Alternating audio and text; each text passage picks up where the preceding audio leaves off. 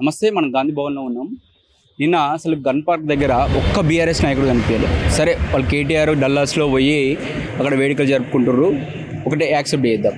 కానీ నిన్న మొన్న మాట్లాడిన కవితకి ఏమైంది? ఇక్కడే ఉంది కదా, తెలంగాణ గురించి మాట్లాడదా, నేను ఆడబిడ్డకి అన్యాయం జరుగుతుంటూ మాట్లాడింది కదా. మరి అమరవీరులను మర్చిపోయిర్రా బీఆర్ఎస్లు మొత్తం, మరి పక్కన పెట్టేసిరా? కనీసం ఒక్కళ్ళన్నా సార్ కేసీఆర్ ఫామ్ హౌస్లు ఉన్నాయేమో, మరి బయటకు వచ్చి కనీసం ఏ లీడర్ కన్నా చెప్పాలి కదా. అలా ఉన్న కొంతమంది పెద్ద నాయకులు ఉన్నారు కదా, వచ్చి గన్ పార్క్ దగ్గర పోండి, నివాళులు అర్పించాలని కూడా చెప్పాలి కదా. అసలు ఒక్క బీఆర్ఎస్ నాయకుడు కనిపించలే. దీనిపై మాట్లాడడం మనతో పాటు రామ్మోహన్ రెడ్డి మనతో పాటు ఉన్నారు. నమస్తే అన్న, ఏమంటారన్నా? డల్లాస్లో పోయి వేడుకలు జరుపుకుంటారు, సరే యాక్సెప్ట్ చేద్దాం, ఈడ మీ ప్రభుత్వం ముందు వాళ్ళు నచ్చకపోవచ్చు. సరే కనీసం గన్ పార్క్ దగ్గరికి ఒక కవితనో లేకపోతే ఇంకోలో, ఆ కేసీఆర్ అంటే ఫామ్ హౌస్లో ఉండు, కానీ ఎవరన్నా ఒకరు రావాలి కదా. ఏమంటారు దీనిపైన? అంటే వాళ్ళకి తెలంగాణకి ఏం సంబంధం అబ్బా? వాళ్ళకి తెలంగాణకు ఉన్న పేగుబంధం అనేటటువంటిది వాళ్ళు బీఆర్ఎస్ పెట్టుకున్నప్పుడే పోయింది. ఏం సంబంధం వాళ్ళకి? వాళ్ళకి తెలంగాణ పేరు నామూష్ అయిపోయినాకనే బీజేపీ ప్లస్ టీఆర్ఎస్ బీఆర్ఎస్ అయిందా? వాళ్ళు ఏదైనా ఉంటే బీజేపీ వాడు ఫంక్షన్స్ ఏమైనా ఉంటే పోతారేమో, కానీ తెలంగాణ ఫంక్షన్స్ ఉంటే ఎందుకు చేస్తారు? తెలంగాణ మేమే తెచ్చినామని చెప్తారు కదా. మరి ఎవరు తెచ్చేది? ఎవరు తెచ్చారు? తెలంగాణ తెలంగాణని వాళ్ళే కొలగొట్టారు, తెలంగాణని వాళ్ళే దోపిడీ చేశారు, తెలంగాణని వాళ్ళే వెనుపోటు పడిచారు. ఇలా తెలంగాణ ద్రోహులు వాళ్ళు. కాబట్టి తెలంగాణకు ఒరగబెట్టింది ఏంది 10 సంవత్సరాల్లో? ఏ ఒక్క అంశం చెప్పుండ్రి.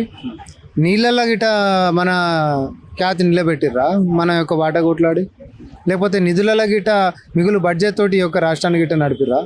లేకపోతే నియామకాల రికార్డు లెవెల్లో కొలువులు గిట్టిచ్చిర్రా?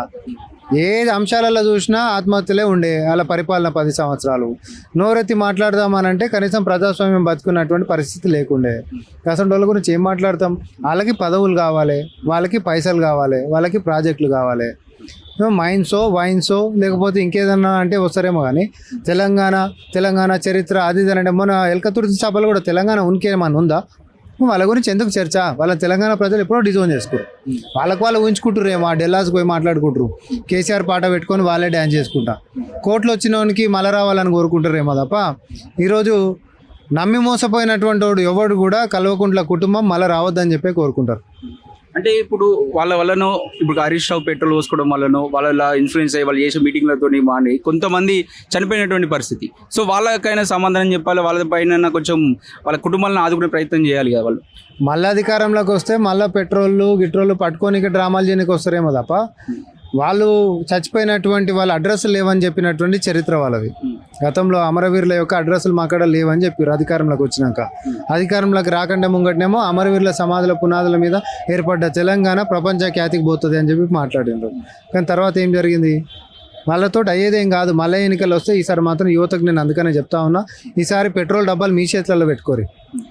పెట్రోల్ డబ్బాలు మీ చేతులలో పెట్టుకోండి. ఏంటిది? అగ్గిపెట్టె కూడా మీ చేతులలోనే పెట్టుకోరు. కానీ వచ్చి రెచ్చగొడితే ఎవరి మీద పోయినా వాని మీద మీరు వేరు తప్ప పోసుకోకూరు అంటున్నాం. అంటే డల్లాస్లో వేడుకలు జరపడాన్ని ఎలా చూడొచ్చు? పైసలు ఉన్నాయి మస్తుగా, ఆడ 1000 కోట్ల రూపాయలు ఉన్నాయి. 10 సంవత్సరాలు పందికొక్కు లెక్క తిన్నారు, దునియా పైసలు ఉన్నాయి.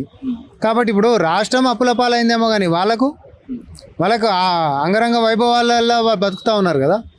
ఈరోజు వాళ్ళకేముంది? ఆడంబరాలకు ఏమన్నా తక్కువనా? అప్పులలో రాష్ట్రం ఉంది, ఆడంబరాలలో కల్వకుంట్ల కుటుంబం ఉంది. రాష్ట్రం విగత జీవి లేకపోయినా సరే కానీ మా కుటుంబం మాత్రం బలంగా ఉండాలి, మా తర్వాత ఇంకో 50 తరాలు బతకాలి అనేటటువంటి రాజరికపు వ్యవస్థతో నడిపిర్రు. అంతే మొత్తంలో సంపాదించారు. కాబట్టి డబ్బులు ఉన్నాయి కాబట్టి ఖర్చు చేస్తూ ఉన్నారు. ఈరోజు వాళ్ళ చిందులు మళ్ళీ విందులు నడుస్తూ ఉన్నాయి. తెలంగాణ సెంటిమెంట్ తోనే మళ్ళీ పార్టీ పెట్టొచ్చు అనే ఊహాగానాలు వస్తున్నాయి కవిత పైన, మీరేమంటారు పైన? ఒకసారి డిజైన్ చేసుకున్నాక మళ్ళీ రాదు. చెప్పినా కదా, తెలంగాణకు ఉన్న పేగుబంధం మా కుటుంబంతో పోయింది బీఆర్ఎస్ అని పెట్టుకున్నప్పుడే. వాళ్ళు బీఆర్ఎస్ అని పెట్టారు కాబట్టి ఈమె తెలంగాణ జాగృతి తీసేసి భారత్ జాగృతి చేసుకుంది. ఈమె కథ ఏం సపరేట్ కాదు కదా. టీఆర్ఎస్ బీఆర్ఎస్ అయిన రోజు తెలంగాణ జాగృతి భారత జాగృతి అయిన ఉండే. మళ్ళీ ఆయన రివర్స్ ఈయన రివర్స్ వస్తే నడవదు కదా. అట్లా అంటే సామాజిక తెలంగాణ అని చెప్పేసి మాట్లాడుకుంటూ వస్తుంది. సామాజిక తెలంగాణ కావాలనంటే మీరు ఫస్ట్ బ్యూటీ పార్లర్ పెట్టుకొని బతికే స్థాయికి మీరు కూడా రండి. మళ్ళీ అవకాశం ఇచ్చే దాని గురించి ఆలోచిస్తారు. మీ ఆస్తులు మొత్తం తెలంగాణకి ఇచ్చి. ఇది చూస్తూ ఉంటే మనతో పాటు రామ్మోహన్ రెడ్డి చెప్తున్న కెమెరా వెంకటేష్తో అక్షిత్, హైదరాబాద్.